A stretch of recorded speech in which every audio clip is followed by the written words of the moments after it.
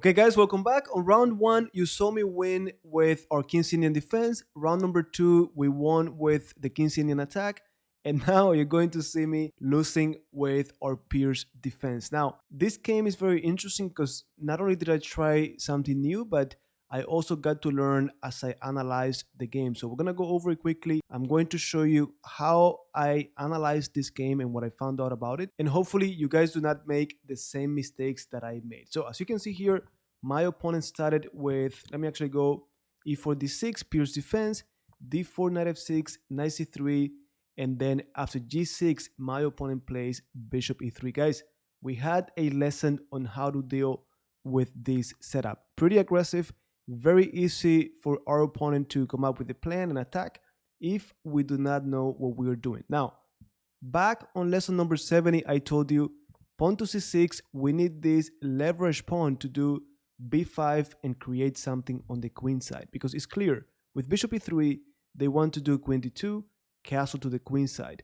If we just go for castling king side right away, they're going to know exactly what to do to attack the king and get us in checkmate. So delay castling and prepare c6, b5, queen a5. Now in this game, after f3, I decided to play queen b6. Yes, we did not talk about this.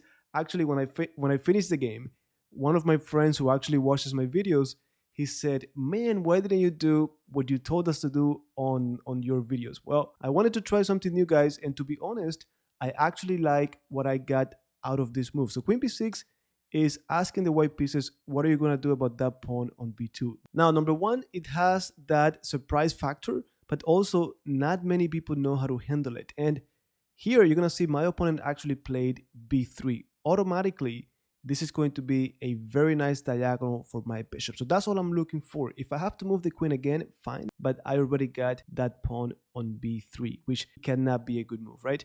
Now, the better moves here, guys, I think is a3, inviting you to take, and then you're going to get trapped. I think knight a4, and your queen is trapped, right? Now, of course, if a3, I don't have to take, but that's a move that not many people are going to play as the white pieces. So b3 was played. Now I just continued with my game, bishop g7, queen d2, and now, guys, the move here that actually I found out after the fact, the move that I shouldn't have done was knight b to d7. And if I show you here with the engine, you're going to see it is 0.37 right now, but the moment I do knight b to d7, it is going to go up to 0.82, almost twice, right? Now, why is this so important? Well, guys, the point is that my queen is not on a5, my queen is on b6, right? So in order for me to do b5 and expand on the queen side, it is going to take me an extra move. Now, typically, what happens is after g4, we know this is going to happen, h4, I need to be ready to do h5. And actually, there was a lesson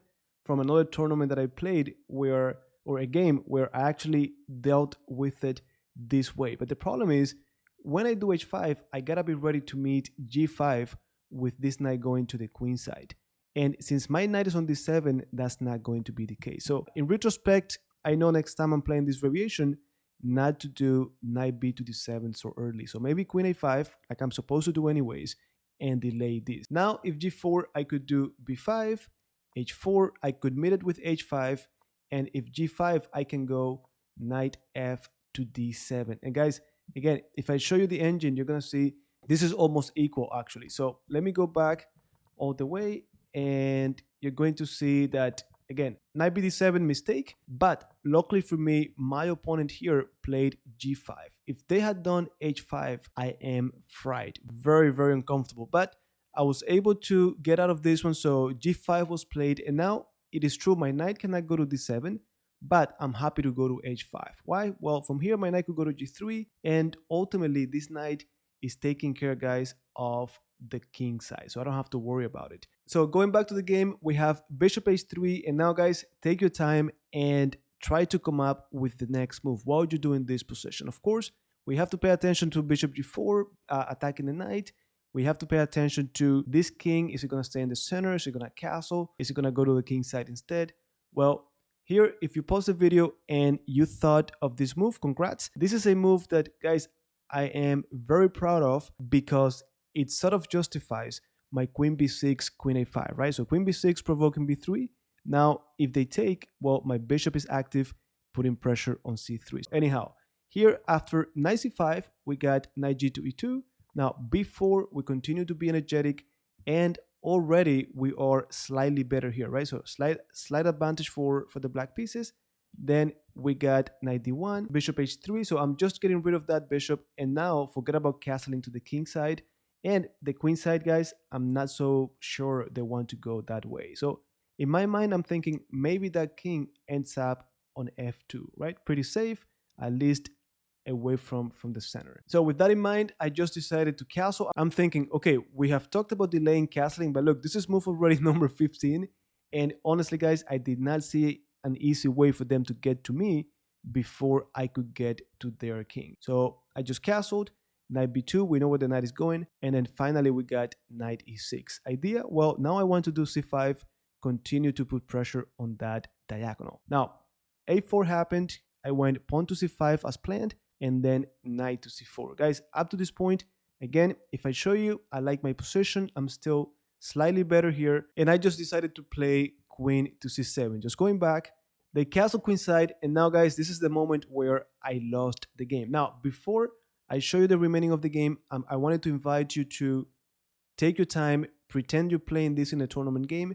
How would you continue? And also, I wanted to put things in perspective for you. Now, not to make an excuse, but just so that you know, in this round, guys, this is the second round of the day. So this is round number 3. I played one on Friday night, one on Saturday morning, which lasted all the way to almost 2 p.m. And then this round started at 3 p.m. So I'm already tired. Historically, every time I play a double round or multiple rounds in a day, I always lose on that third round. Now, guys, again, no excuse. I got destroyed. That's fine. But just so you know, I was talking to Grandmaster Bornik and Avitik on our channel, and we were talking about this thing, and they all agree. They have different strategies. Like Bornik is like, oh, I don't care, I just play to win every time. But Avitik, he was like, you know what? Sometimes I draw on the first round of the day if I'm playing with the black pieces. Then I rest and I go all in for the third round. Well, for me, I knew that I was playing half my strength here. I was tired, and it shows on my calculation here. Every other game, if you remember, I was pretty sharp, taking my time calculating. Here, this is what I calculated. I calculated c takes e4, knight takes e4, knight c5, right? So I like that variation. I'm threatening to take on a4, pawn takes queen c4, right?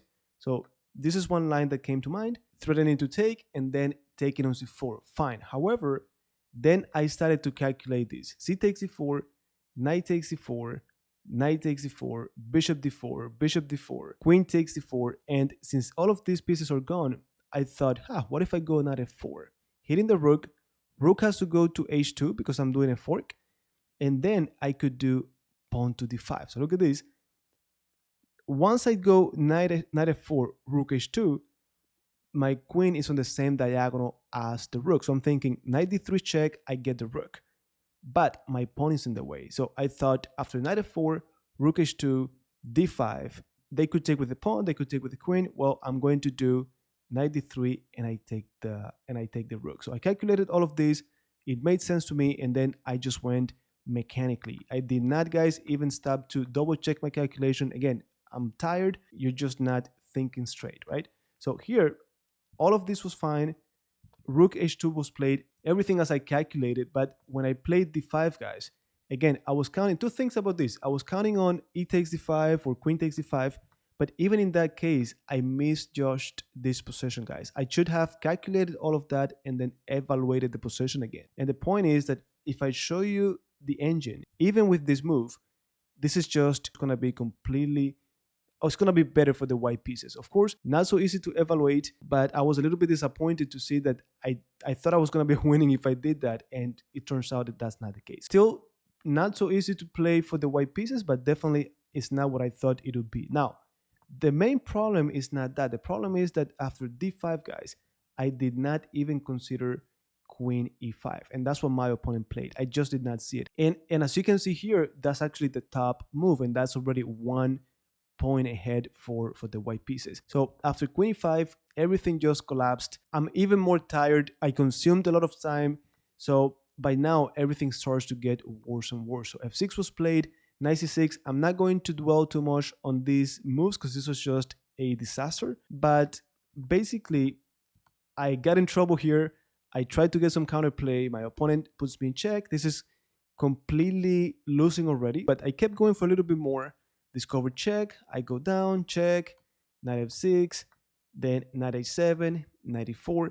And I wanted to show you this position here because after knight c3, I'm like, ha, what if I get this pattern where I trap that king? Well, unfortunately for me, I was just one move away from getting it, guys. So here, after rook c3, I'm still threatening to do rook b1, but after rook b7, the problem is they're doing knight f6 and then checkmate. If that were not the case, after a5, I'll be with this threat of rook b1. But of course, chess is not as easy as that, so your opponent has to move, and that will be completely losing. So just to show you, I just went check. I figured it's not a good idea to activate the king, but there was nothing else to do. And guys, honestly, this is already completely losing. So check, I tried to play a little bit more, but my opponent kept it cool. Simplification, and then look at this. It's just too much. He starts to advance those pawns. Not much I could do. And I'm just showing you quickly here how my opponent nicely finished the game without any counterplay. So there we go.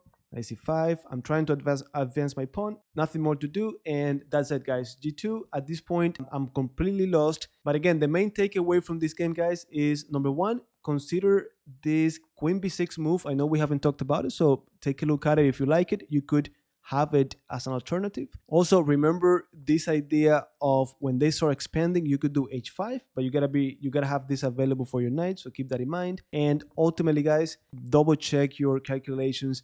If you're playing multiple rounds in a day, try to do all you can to stay rested. And if you can't, well, just be alert. Know that you're not going to be playing your best, so plan accordingly. And with that said, guys, I hope that you found some value in this lesson. You learned something new. And of course, I will see you in our next video.